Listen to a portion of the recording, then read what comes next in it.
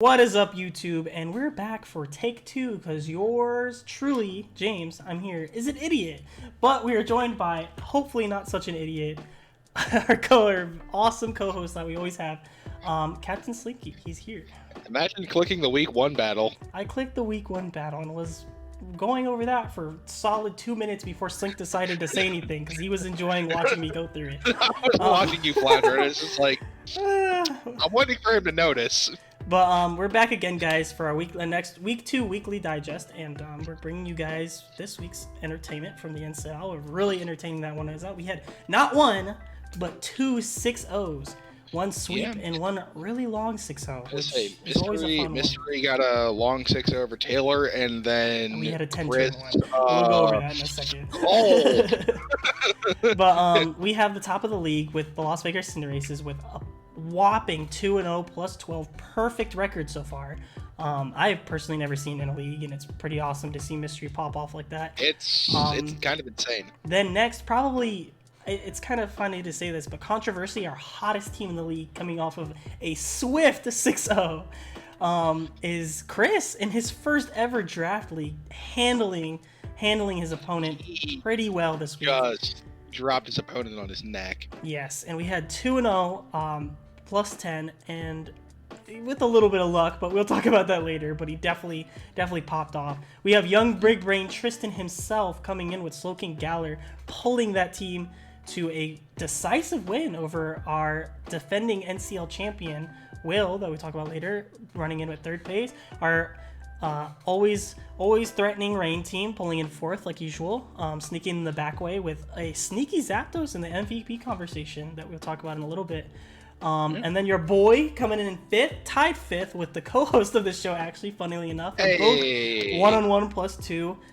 Big things is you guys get to see a very special member gets to pick up a couple kills this week, and basically Gengar shits on his opponents like usual. If you guys didn't watch my last video, Gengar your offensive MVP from the start of the season. He is running up offensive MVP. We'll get into that on my battle, but yes, sir.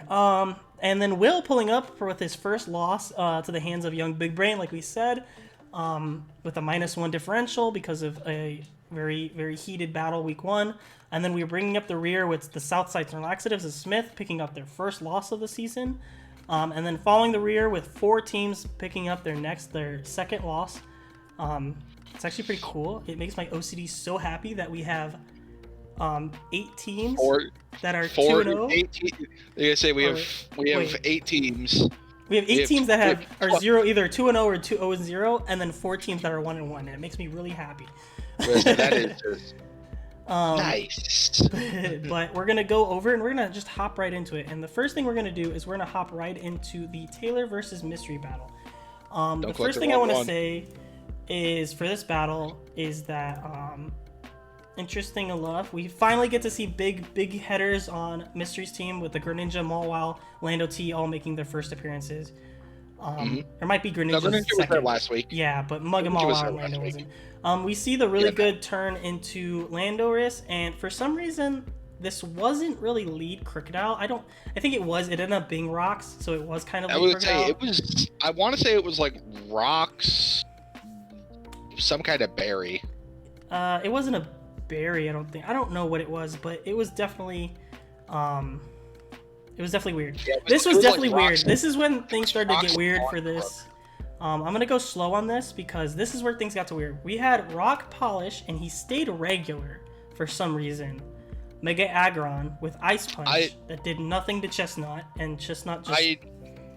I know why he stayed regular for the turn versus Rotom, so he would take less from an overheat. Is that how it works though? Because yes. Does he still take less even with filter? He does because Rock resists fire. Okay, but I know the damage is halved because of filter though. So I don't know whether it's not halved. It's only a quarter. Is it only a quarter? It's 0.25. Okay, well that probably makes sense then. But we saw Chestnut basically say no to the Aggron, which I thought was a really questionable set, knowing that there is a Chestnut there. I think a body press set probably would have been better, but Mega Aggron being there in itself was kind of weird, just because Mystery has a Chestnut. He has a Lando T. He has a Mega Mawile. He has a lot of Rotom. things to take care of a Mega Aggron. Yeah, I just thought it was a questionable bring over like Moltres or something like that. Yeah. Or Vaporeon. That was the big one. Vaporeon wasn't here, which I thought was big. Because Vaporeon gave Mystery's teams fits. I know that for a fact. And then we go, and this is when things, I know I said that before, but this is when things start to get really weird, in which we have TR Deoxys.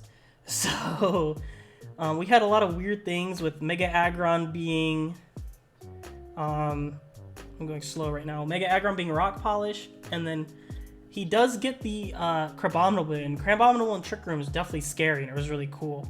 The Ice Hammer miss there was definitely unfortunate, but... I don't think it would have killed Chestnut from full. It did. It would not have killed Chestnut from full. It would have done a lot.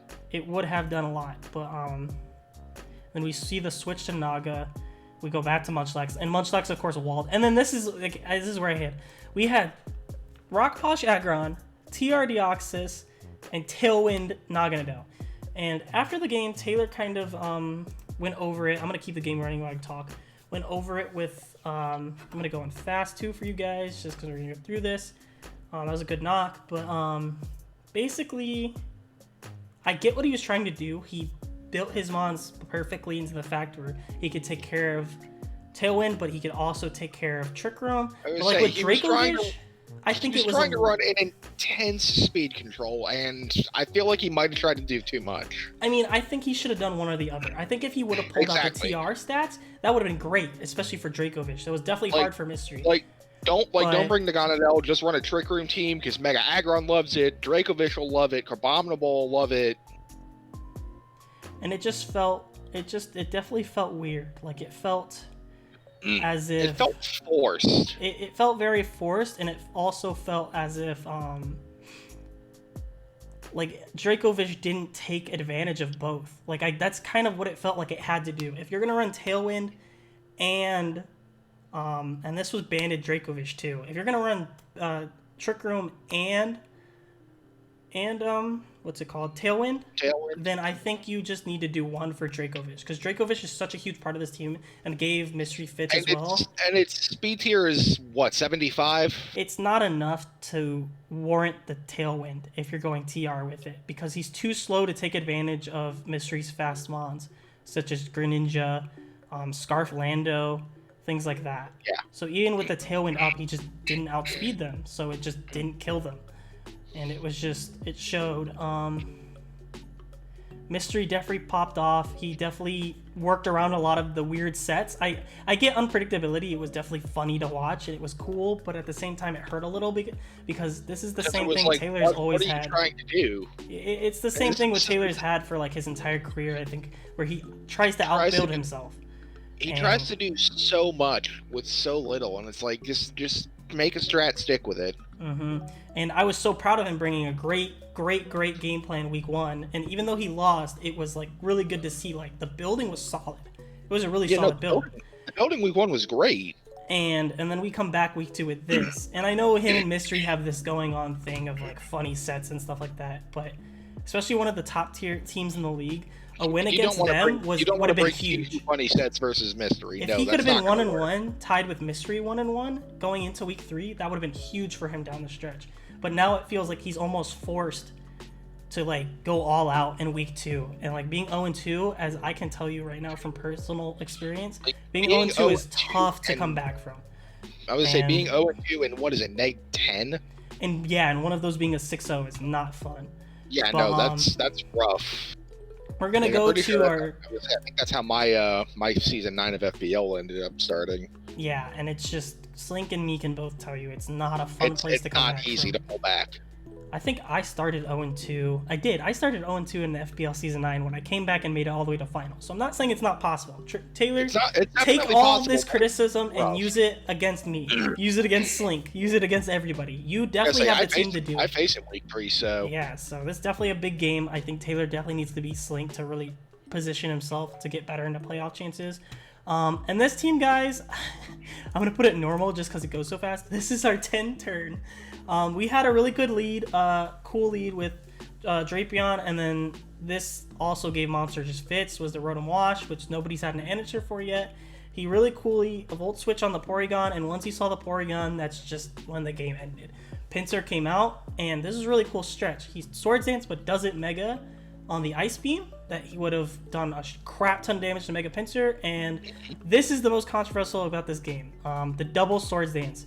So Chris's, I can tell you this because of course I built with Chris and then I live with him, so afterwards I asked him, and his reasoning for double Swords Dancing there was because he knew that Porygon was such a big pivotal part being TR from Monster's game plan, that he didn't think that Monster or was just going to leave it in, which in turn he didn't, which he made the right read, and I think it was a completely fine play. So he Swords Danced twice, and that basically just ended the game. So I'm going to put it on hyper fast here for you guys. But basically, there's nothing else to see other than Mega Pinsir got 6 kills. But we got a really fast 6-0. Just popped off. And the biggest thing I can say is for Monster is we talked about it a lot, and he was definitely upset, of course, as anybody is.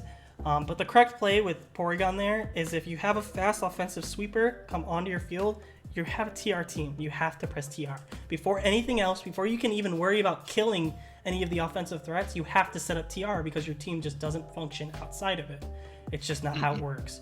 So I think that it's a little bit of a learning process for Monster, especially for such a hard team that he drafted to play in singles. But you have to, before anything else, Trick Room has to be up. So I think that definitely Monster has learned that. I think that was a good lesson for him because I think that this is not going to happen to him at all. I definitely need to see more out of him just to even say like he's a fringe playoff team, because right now it just doesn't look great. And I want Monster. Monster's a really good friend of mine, and I love him a lot. He's a really cool guy. Monster's a good friend, and he's a good player. It's just you need to take this criticism. Trick Room and draft. You've got to get the Trick Room up, otherwise you can't function. It just doesn't work. Yeah. But basically, I think you can do it, man. I honestly know that this style of play, it feels like you. So if you can figure things out, I can see a little bit of a late season run. But I think you need to, the thing is with it, you need to figure it out sooner than later. Yeah. Because as the way it's going, you're not going to make it very far. And I don't want you to get frustrated with the team and just completely. And the thing is, too, what's really cool about the NCL is if he doesn't want to do this, he has up until week 6 to change the entire team. He has 2 transaction tickets in which he can change 11 Mons on the team, which that's what he had, or it's 13 changes. So he can change 11 Mons plus 2 more if he needs to. So that's a really cool thing that NCL is incorporating for it's like we want to focus on the draft, but we also want people to be more competitive. It's going to be more of like, I want people to do better rather than having a bad draft and then not being able to do anything about it and being stuck with it, especially teams that you don't like. So Monster, if you're like 2 more weeks of this and you're just getting blasted and you just can't figure it out and you just don't like it and you're getting frustrated, change the team up, man. You got you got options. You can still keep things. Porygon, Melmetal, Conkeldurr, Slowbro, all these Mons function outside of Trick Room too, you know? But if they're all put together and forced to be Trick Room, you have to TR. It's just what you have to do. I'm not going to spend any more time on it just because it was such a quick battle. But shout out to Chris. Mystery's already done it a million times. I will because he's my best friend. He shocked me. He shocked everybody. I was at work, so I didn't even get to watch this battle, but I saw it and I was popping off. I literally clicked on the battle. And it was over. like 4 or 5 minutes after it started, and it was already turn 9, and I was like, what the hell just happened here? It was a massacre at that, but I'm very, very proud of Chris, and he has a really big task ahead of him this week against Aaron. That HO matches up really good against Chris's team, so we're definitely going to have a great battle then. And then we have one of, I think, the best game in the league by far.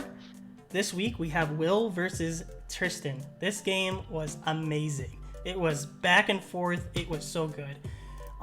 So what we had here, we had the Mew lead against... I was going to say, it says 4-0 on the thing. It was a lot closer than a 4-0. Oh, for sure. So Mienshao, I've been telling everybody since the dawn of existence, Mienshao is a GOAT. Look how much damage that U-turn did. But we saw the agility Mew, and then he just popped off. I didn't even know he got this move, but he Meteor Beam killed the Kyurem after it came out. And I just think that was just such good prep. That was heat. That was heat. That was great prep. And I talked to Tristan afterwards, and the reason he went Thundy on this was because he was convinced it was Roost Mew. And then he was so scared of Roost Mew and then just getting back up and sweeping the rest of his team, so he's like, I gotta get a Toxic off on this. So that's why he went into this, and we had the Synchronize go off, and funnily enough, even at +1, the Thundy ate that Flamethrower up really, really well. And then at that point, when he didn't see the Roost, he just went straight into Slowking to eat it up.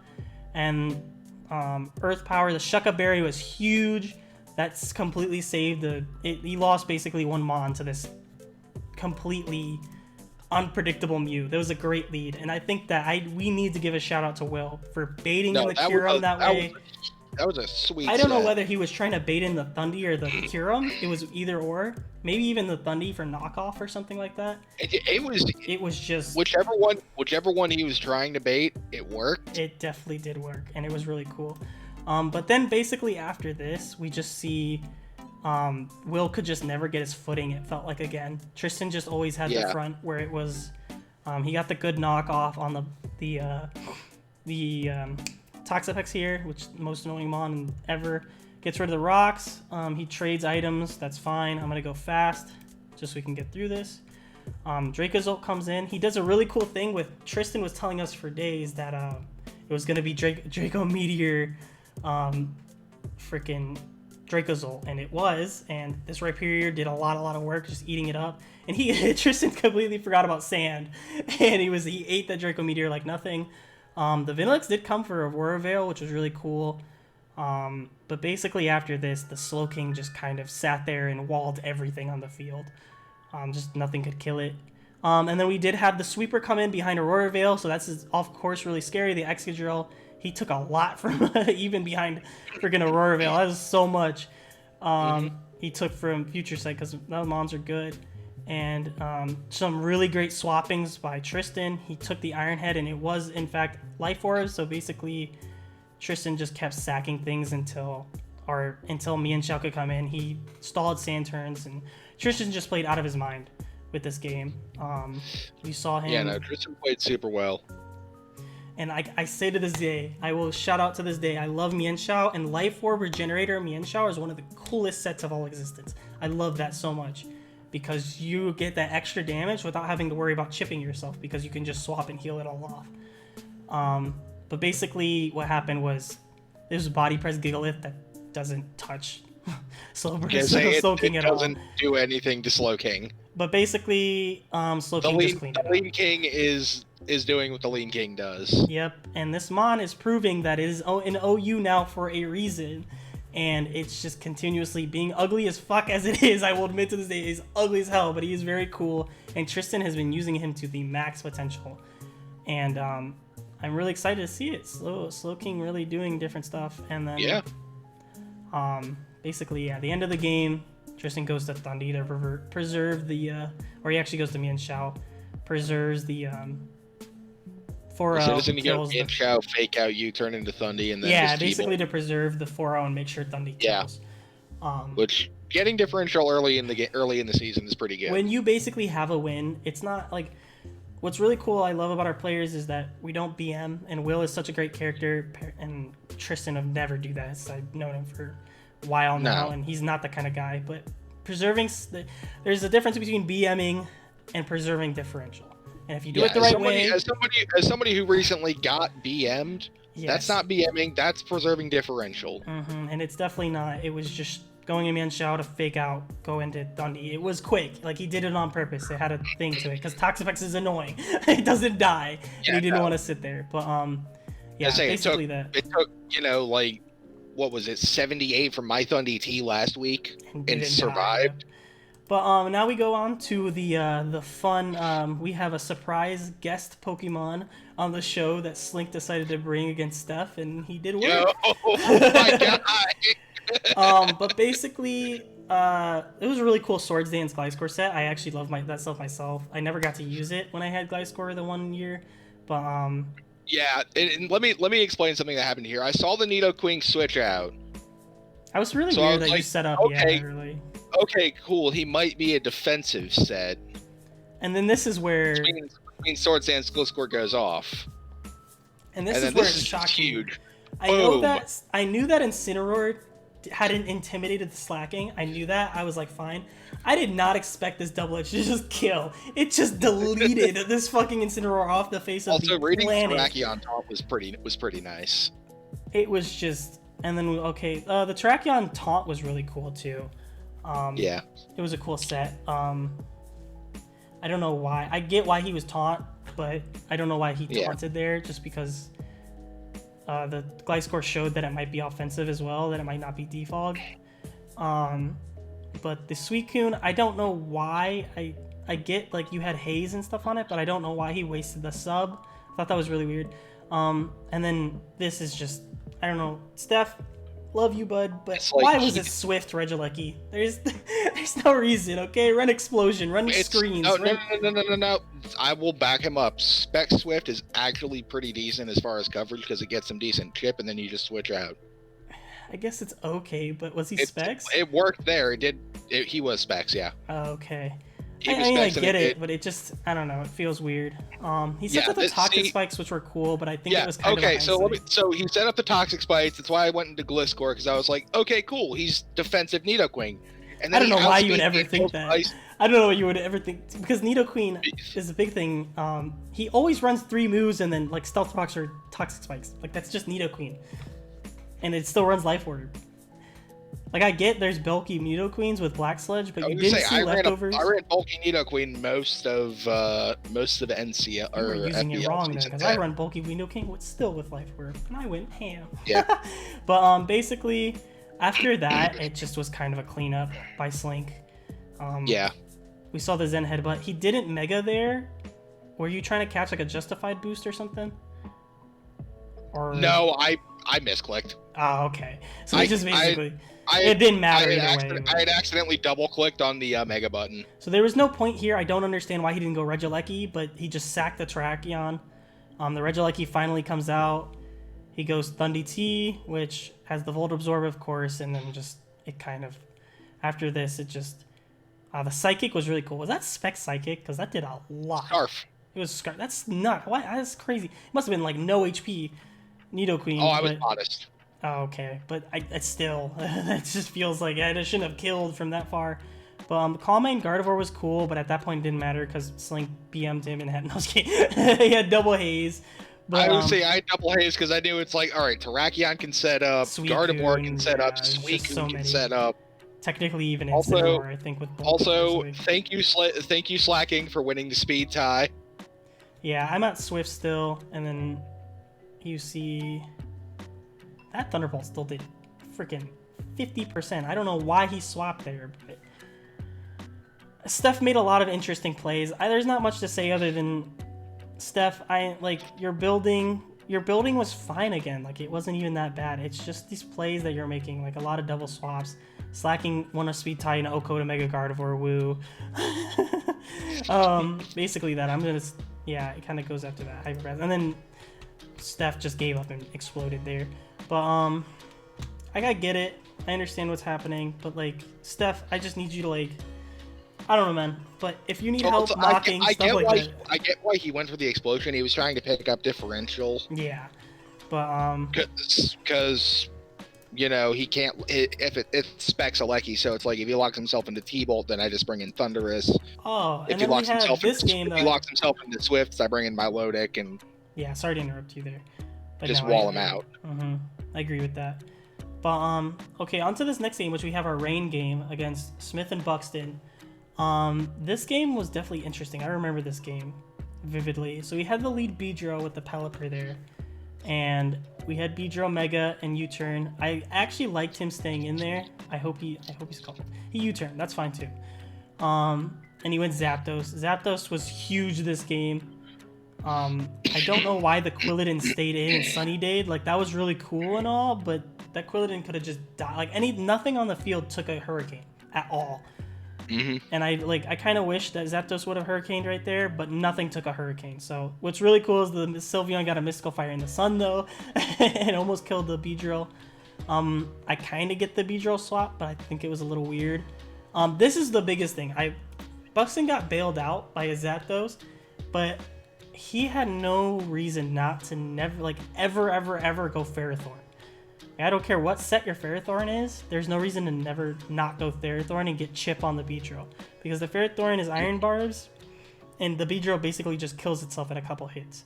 So, and if it even does it, if it even hits. Exactly. Because, like, there, he Poison Jabbed, which Ferrothorn would have taken no damage, and now the Beedrill is in a worse position, where if he U-turns, he takes damage, and if he hard swaps, the Ferrothorn gets basically either a free Leech Seed or a knockoff or something, you know? Or just you get all of the things. So he was bailed out because he got the static, but Beedrill would have just re-killed the Zapdos, and it would have sucked. But basically, Zapdos picked up this kill. I guess, like, I understand stacking the Beedrill there just because of there's no point not to keep it. Nasty plot Hydreigon. I told Bucks to run this. I actually helped him with his team because this Mon was scary as hell, but he ran full Spidef Sylveon, which Hydreigon just dies, which is great. He lived it. And then after that, I think it was just, there was no, like, point to, people just lost. Like, at this point, like, Hurricane Zapdos exactly just killed everything. He brings the wish back. Buxton could have done differential here, but I think that he was more just wanting to get his Zapdos healthy, which is fine. This Ferrothorn ended up being Chople for the Focus Blast, which was really cool. Gyro Ball still did a lot of damage to the thing, and it was full Spidef Ferrothorn, so that was really cool to also take on the Tornadus. The Focus Blast miss was sucky, really was, but it didn't kill, which we showed, but doubles would have killed. Oh my god, that did nothing. But basically the Ferrothorn 1v1 the Torn, but missing Focus Blast is kind of what Torn does. Sorry, and then but I know. I did ask a perfectly honest question to Smith at the end of the game, which is, why didn't you have a Stone Edge on your Hawlucha? He didn't. Oh yeah, okay. So I actually didn't see the end of this. He ended up. I love the Leech Seed from Ferrothorn. I thought that was really good to get that off. And then Pelipper comes in and he goes to Zapdos. I don't know why he did that at all. He got the static again. Okay, well, it didn't matter. But this Zapdos originally was gonna be the berry because it just hard walls Hawlucha. But basically, yeah, the game ended. Oh, I get it, because he wanted Zapdos to land the perfect Hurricane to just kill it. But it wouldn't have mattered if he went, because Hawlucha, even at +2, didn't kill Swampert with anything. No. So it honestly didn't matter, but at the end of the day, it preserved differential and stuff like that. Definitely, I think Smith, you're still beating yourself in Team Builder here, buddy. I think that Team Builder, I think you need to focus in on a little bit more. Maybe ask people for help. We have a new team building in the NCL. You can always go in there and ask people, just look at the team. I don't think you need to change everything. I think you do have some cool tech here and there. The Quilladin was really cool at Sunny Day. I think you used it weird. And then it's just in battle. Buxton, for you, the team building got a lot better. You asked me for help this week, and I think everything was fine with Team Builder. Not to hype myself up or anything, but I think your team was fine in Builder. Toot.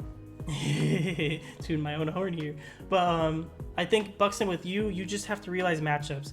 There's no reason to never go the Grass Steel type with Iron Barbs on the Mega Beedrill, especially when it's that low. There's no need to do doubles like that. To get Rain Up, you get Rain Up.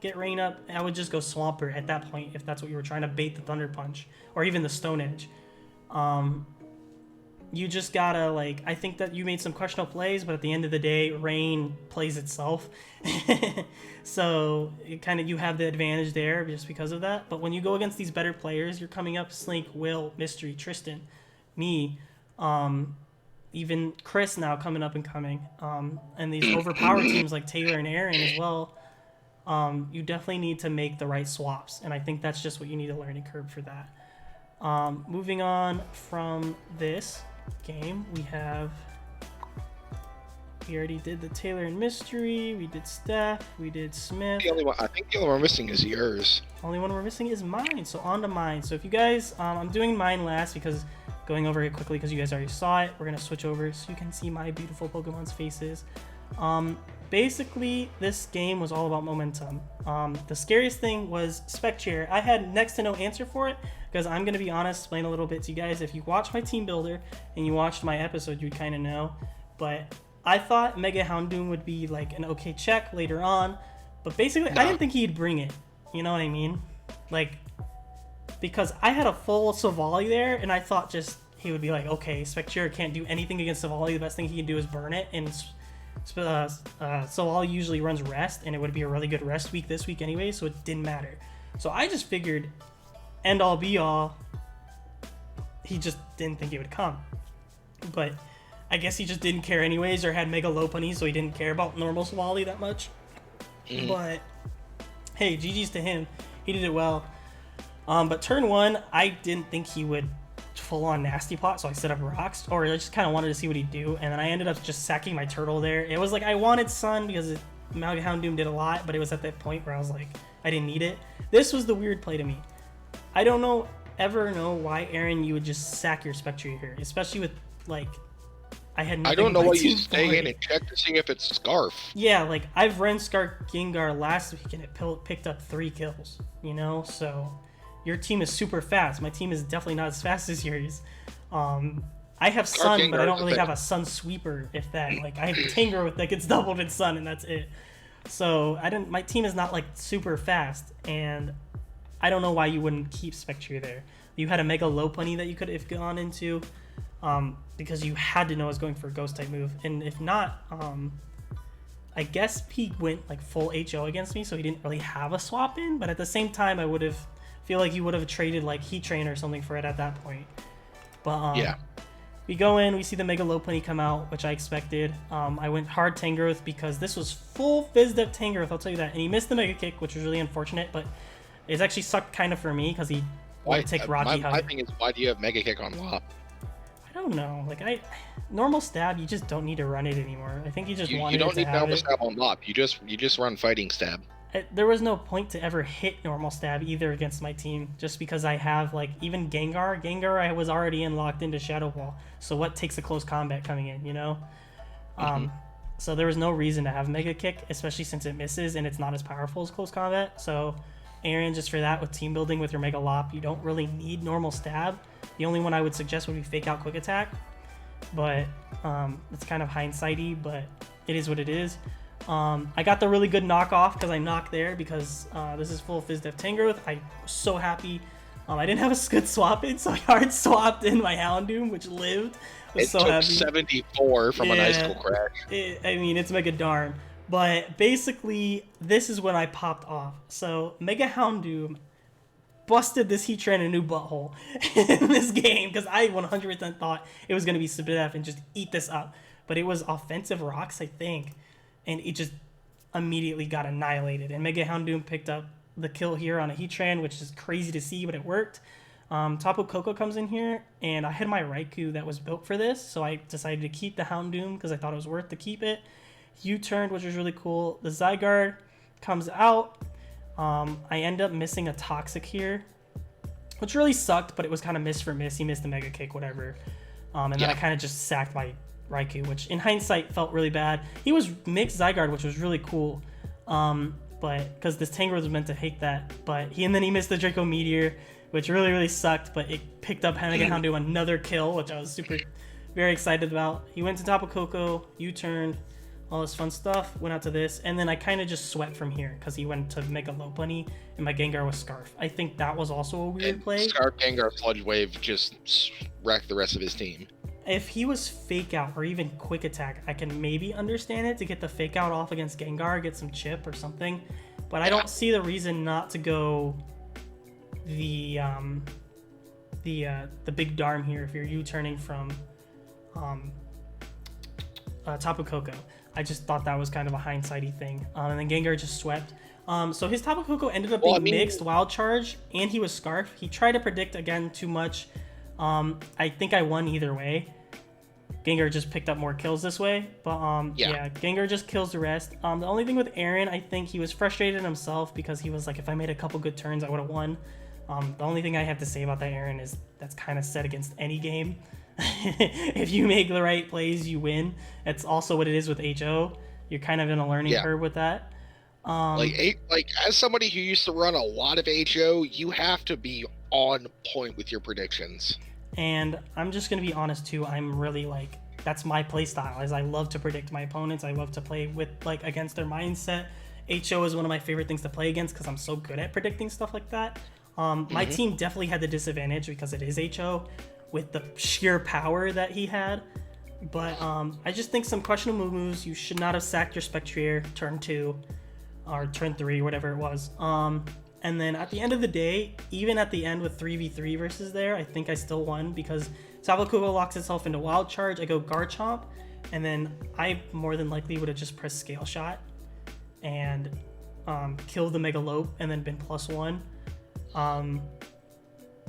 The Tapu Koko probably still would have killed. But the thing is, I don't think Tapu... Yeah, I would have been at full, and then I bet it would have been -1 defense, but Dazzling Gleam never killed Garchomp from full. So he still lost either way. Yeah. So there was no really reason to predict there. It just kind of saved differential. I would have just Wild Charge. And then plus I also have Tangrowth, which doesn't die from anything, and I had Giga would have cleaned up at the end of the day. I would have been at full too. So basically that. I think I had EQ. Yeah, I had EQ on my Tangrowth to catch Heatran. So either way, your Tapu Koko would have died. So it was a really good game all in all, but I just think that some differences need to be made. I think maybe even the team. I know Aaron has been some. We got a trade rumor of maybe Spectrier might be going back to He actually made a transaction not too long ago that's active for week 4. Oh, he made a transaction, or did he just? Yeah, he made it. He made it during the middle, which is active for week 4. What did he do? Because I know. Let me look. He dropped Galarian, Darm, Skuntank, Scyther, and Lairon, and picked up Skarm, Alolan Muck, Thwacky, and Glalie. Well, that helps a lot. It does. That is a good transaction. I think that was really cool. Like if you know how to use Alolan Muck, you're going to love that mon because that mon is so good. It definitely gives him a better dark type, which he definitely needed. Oh yeah, he needed a good dark type. I said this team needed a grass type. I didn't mean Thwacky, but hey, it adds it there. It's there. Thwacky and Glalie are kind of throwaway spots. He needed points. One of the things I had suggested was picking up a Moongus because that would have been cool. Really good. But I like Muck a lot. I do. It gives him that poison type, and it gives him and his speed tiers are so great that I don't like. Muckalola doesn't care that much, and he's still a really hard hitter than people think. It hits like a truck. But basically, I'm gonna go back to the standings here. But thank you all guys for tuning in. We're gonna wrap it up right here. We're at 37 minutes, so perfect time to stop. And we had a double 6-0s. I want to grab congratulations to Mystery and Chris for picking up double 6-0s in this week. That's a pretty historic thing. The game against Will Tristan was amazing. And then me and Slink kind of did our thing and got some work done. But basically, thank all of you guys for tuning in. Tune in for next week with me and Slink there. Maybe we'll have someone on. Who knows? I'm not going to spoil it. I don't know either. That's probably why. But thank you guys all for tuning in. And congrats to all the coaches and good luck for next week. I wish you guys all the best. We will catch you all. Have a good one, everybody. Yep. On the flip side. Want to say anything else to anybody, Slink, before we go? I want that horse. I guess we know. Oh no, I don't know if he's gonna pick it up. I want that horse. He wants the horse, but we'll catch you guys on the flip side. See you guys later. Bye.